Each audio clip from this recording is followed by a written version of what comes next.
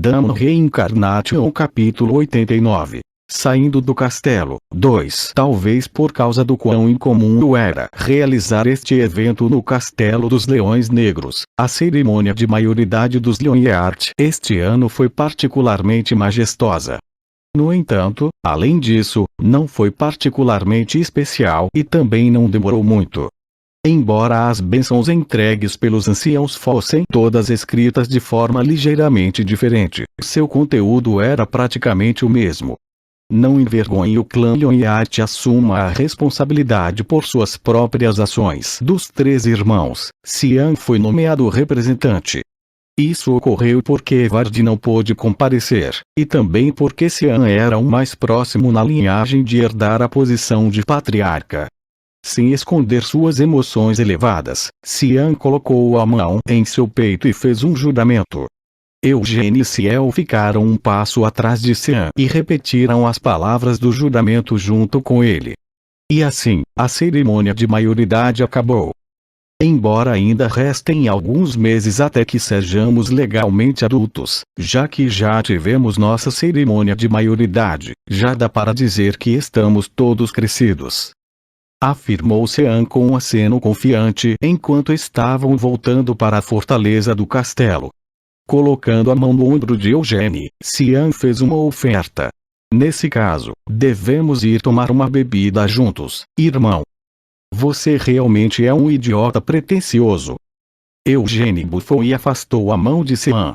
A expressão de Cian se torceu em um beicinho, como se negasse que ele já tinha sido algo como pretensioso, e pressionou. Então, que tal? Esta não será a nossa primeira vez bebendo juntos. Eu já fui beber antes. Eugênio informou. Cian vacilou. O que você disse? Quando? Enquanto eu estava em Arot. Explicou Eugênio. Os olhos de Cian tremeram em choque com essa resposta casual. Houve uma vez, quando Cian estava passando pela puberdade, que ele, como muitos outros meninos, começou a pensar que alguns hábitos não saudáveis eram muito legais. O Cian de 15 anos passou a admirar os cavaleiros andantes errantes que apareciam em muitas sagas. Os vagabundos que eram gentis com os fracos e impiedosos com seus inimigos. Fodões que usavam capas velhas desleixadas, gostavam de álcool e cigarros e meditavam em sua solidão mesmo quando recebiam o amor de muitas mulheres. No entanto, as únicas mulheres que se encontravam na propriedade principal eram as subordinadas. Para Cian, elas eram vistas primeiro como dependentes de sua família e só depois como mulheres. Isso significava que não podiam ser tratadas como objetos de sua afeição. Como tal, Cian desistiu do amor pelas mulheres e, em vez disso, encarregou suas subordinadas de conseguir alguns cigarros e álcool.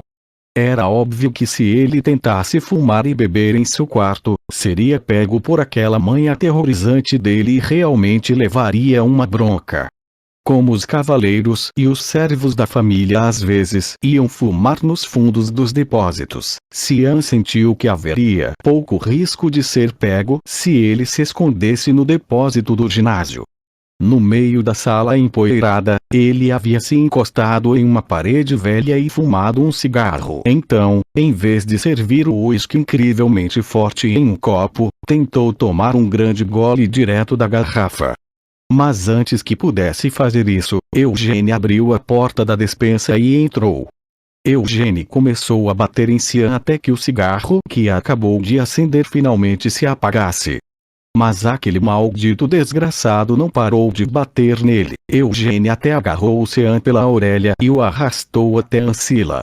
Então, Cian começou a ser repreendido por sua mãe também. Você realmente se atreve a me olhar nos olhos mesmo tendo me repreendido por tentar beber antes de eu me tornar adulto quando você realmente bebeu álcool em Arot? Cian rosnou de raiva. Eugênio deu de ombros. Não é como se eu tivesse ido beber porque queria. Seu filho da puta. Cian chegou, seus ombros levantando enquanto lutava para conter sua raiva. Sobre aquela bispa auxiliar, Cristina, Ciel os interrompeu. Há algo suspeito nela. Eugênie se virou para ela. Do que você está falando de repente? Como quando você e Lord Genos tiveram sua partida ontem, e hoje na cerimônia de maioridade também, ela estava olhando para você com um olhar estranho. Ciel acusou. Em vez de Eugênie, ela poderia estar me encarando.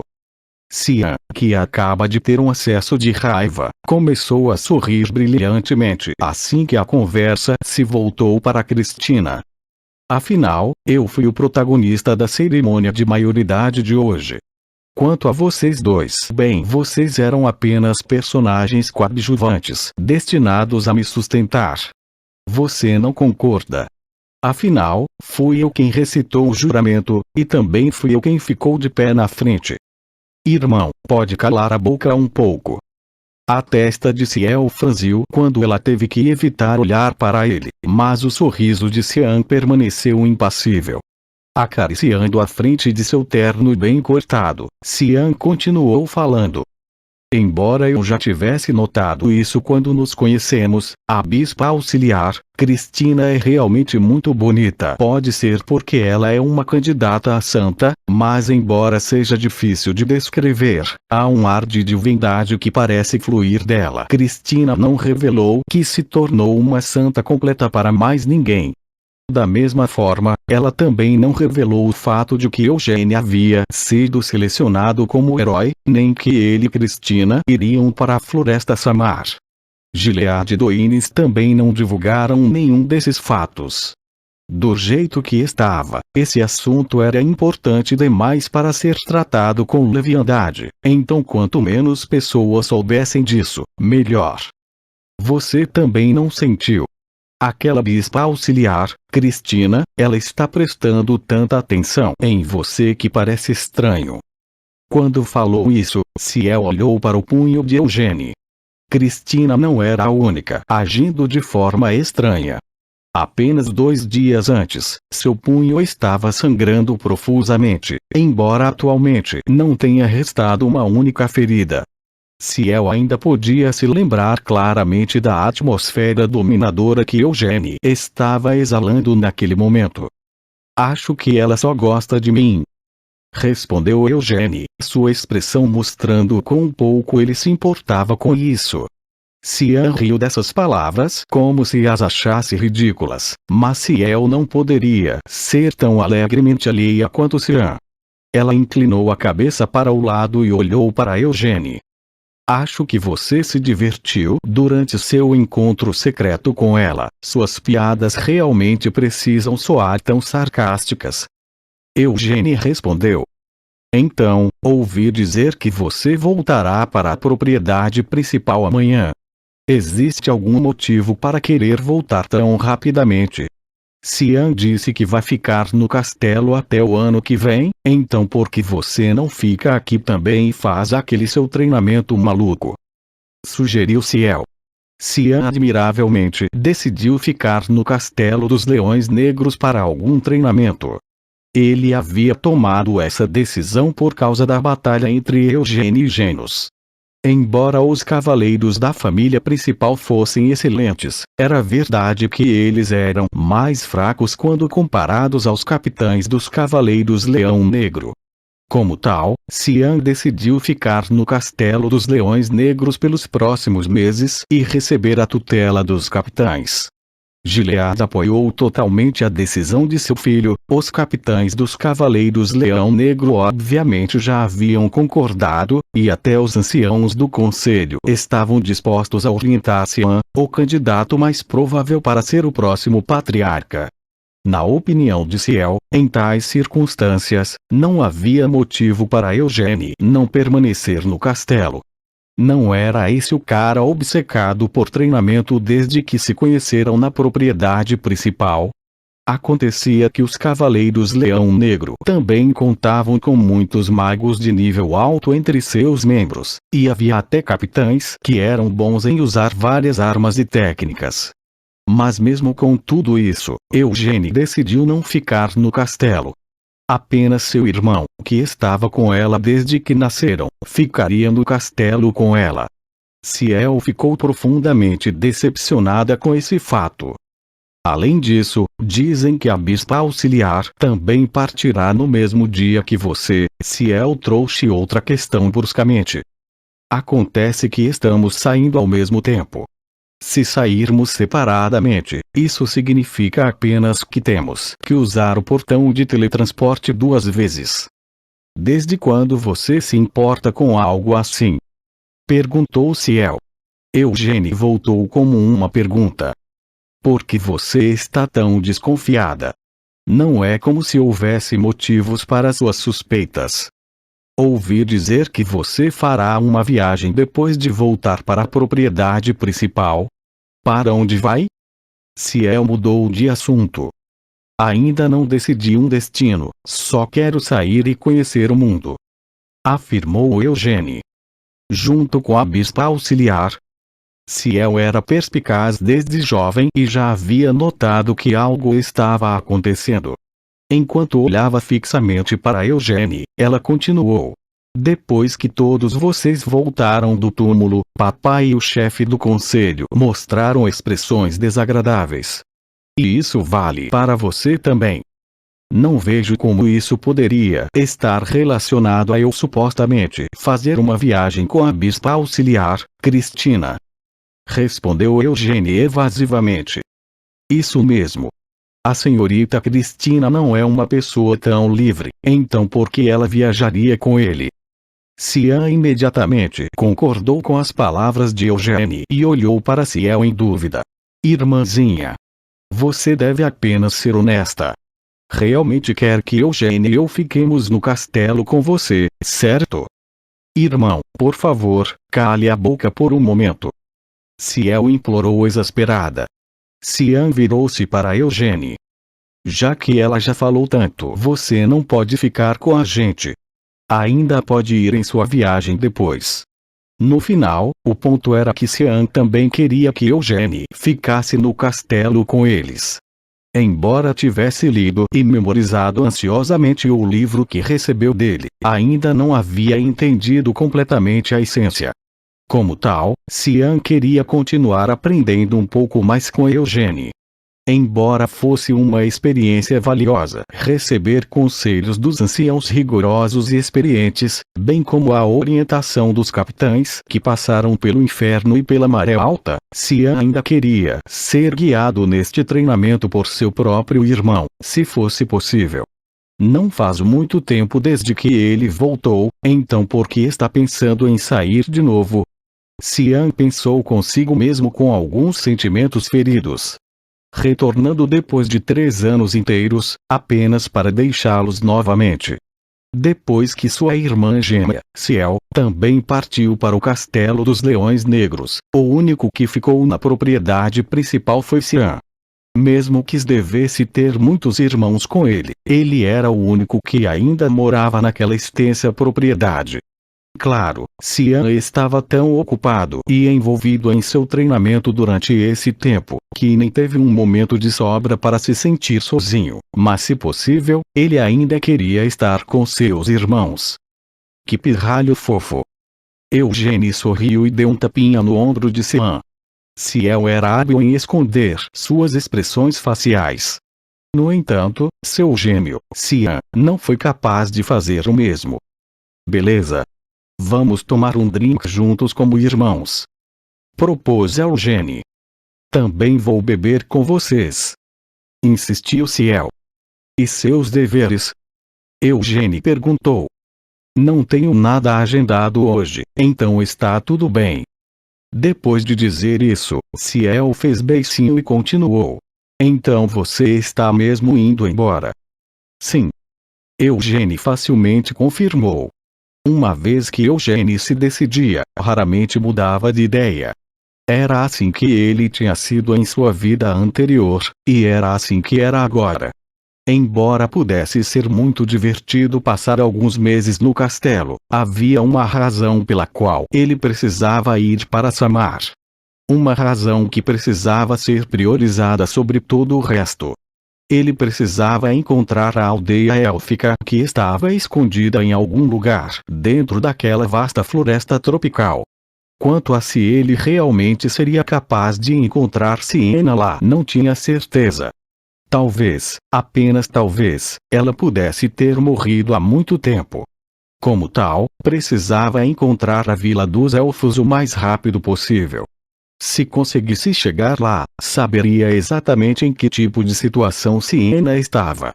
Ele não sabia para onde Anise havia desaparecido, e esse também era o caso de Morton. Embora aquele idiota ainda tivesse sido avistado 100 anos atrás, ele de repente declarou que estava se aposentando e desapareceu.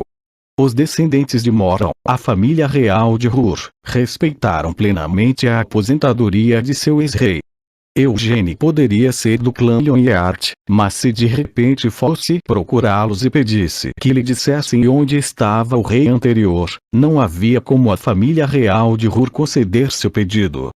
De Acreon, ele seguiu esse caminho que levava a Siena. Do túmulo de Amel, as folhas da árvore do mundo. Agora ele precisava encontrar a aldeia élfica, em algum lugar na floresta Samar. Não tem jeito mesmo. Ciel admitiu, sentindo que definitivamente não seria capaz de mudar a mente de Eugene. Ela soltou um longo suspiro e coçou a cabeça em frustração, então mudou de assunto. Esta é a primeira vez que vamos beber juntos. Já que você vai embora amanhã, vamos também comemorar o fim da nossa cerimônia de maioridade. Então, se vamos beber, devemos pelo menos beber algo bom. Algo bom. Cian repetiu, seus olhos se arregalando com essas palavras. A senhora Carmen tem um vinho extremamente caro guardado em sua vitrine. Segundo os cavaleiros da terceira divisão, não só o preço do vinho é alto, mas também extremamente difícil de obter. Explicou Ciel. De jeito nenhum a senhorita Carmen nos daria um vinho tão caro. Protestou Cian. Não se preocupe com isso. Porque eu vou lá sorrateiramente, Ciel assegurou a ele. Mana não vai ter problemas fazendo isso. Cian perguntou incerto. Está tudo bem. Insistiu Ciel. Por que a senhora Carmen não bebe nenhuma gota de vinho? Ela ocasionalmente o coloca na mesa de jantar, mas apenas coloca um pouco de chá preto da mesma cor do álcool em seu copo. Parece que ela é uma pessoa bastante consistente. Eugene murmurou com um bufo divertido. Nesse caso, não haverá problemas, desde que substitua o conteúdo da garrafa por outro vinho. Depois que tudo foi feito, os três se reuniram no quarto de Eugene no meio da noite. Ciel contou a saga de como havia invadido o quarto de Carmen para roubar o vinho, enquanto Cian admirava a coragem de sua irmã e exalava uma sensação de expectativa pelo primeiro gole de sua vida. No entanto, a realidade de algo era muitas vezes pior do que você esperava. Cian, de 19 anos, descobriu que na verdade preferia o sabor do leite quente ao vinho amargo. Este é realmente um bom vinho, Cian espremeu, colocando uma fachada. Ele então olhou para Ciel, que estava franzindo testa enquanto tomava um gole, e disse com desdém. O que há com essa expressão? Porque as pessoas gostam de beber algo tão amargo quanto isso? Perguntou Ciel. Mas eu sinto que isso é mais gostoso do que outros refrescos. Ciel, você não pode apreciar o sabor deste vinho, porque cresceu tão suavemente, sem dificuldades. Declarou Cian pretensiosamente. Como nasceram como gêmeos e cresceram juntos, as palavras de Cian obviamente não faziam sentido. Ciel ficou irritada com a bravura de seu irmão, mas ela não mostrou nada disso e, em vez disso, apenas encheu o copo de Cian até a borda. Como esperado, o irmão é realmente incrível. Ela fez questão de lisonjeá-lo. Assim, Cian bebeu um copo após o outro até que finalmente caiu de lado. Ciel, que havia derrubado Cian, agora se voltou para Eugene como seu próximo alvo. No entanto, ao contrário de Cian, Eugene era muito bom em beber. Seu plano de embriagá-lo e desenterrar todo tipo de chantagem foi um fracasso. Mesmo que o vinho que ela trouxesse finalmente tivesse chegado ao fundo, Eugênia ainda estava perfeitamente bem. Por que você não está bêbado? Ciel finalmente perguntou. Estou um pouco bêbado, admitiu Eugênia. Ciel aproveitou sua chance. Você vai a algum lugar com aquela bispa auxiliar, Cristina? Eu já disse que não vamos a lugar nenhum juntos, então por que você fica me perguntando sempre a mesma coisa? Eugênia perguntou exasperado enquanto jogava o Cian esparramado em uma cama e escoltava Ciel para fora do castelo. Antes de sair, Ciel disse: Vejo você amanhã. No entanto, Ciel não foi capaz de sair para vê-lo. Isso porque Carmen, que havia detectado sua intrusão, pegou-a e arrastou-a para fazer um treinamento individual começando cedo pela manhã. Cristina, que havia chegado em frente ao portão de teletransporte mais cedo que Eugênia, olhou para ele com um leve sorriso enquanto se aproximava. Gilead estava falando sobre algo com Doines. Desculpe incomodá-lo assim. Eugênia se desculpou. Não pense assim. Como patriarca, eu teria que estar lá de qualquer forma para abrir o cofre do tesouro. Também quero estar lá para ver pessoalmente quando você sacar a espada sagrada. Gilead disse, sua voz sincera. Após o grande Vermouth, ninguém conseguiu ganhar o reconhecimento da espada sagrada. Embora não fossem diretamente relacionados pelo sangue, Gilead ainda considerava Eugênia seu filho. Como tal, não podia deixar de se sentir complicado. Isso era tudo por causa de Evard.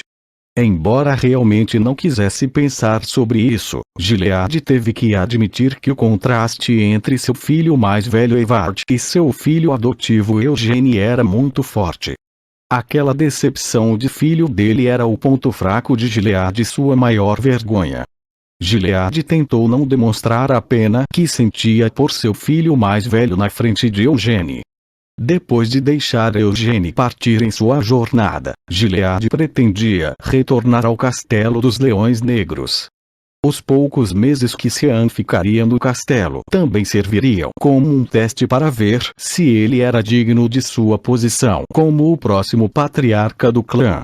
O Conselho de Anciãos não tinha a intenção de dar a Evard, que havia manchado o prestígio da família, tal chance. Como tal, Gilead decidiu que, durante esses próximos meses, ele tentaria persistentemente persuadir o Conselho dos Anciãos. Não estaria pedindo que fizessem nada em relação à sucessão patriarcal, é claro. Gilead estava apenas esperando que permitissem que Evard voltasse para a família principal.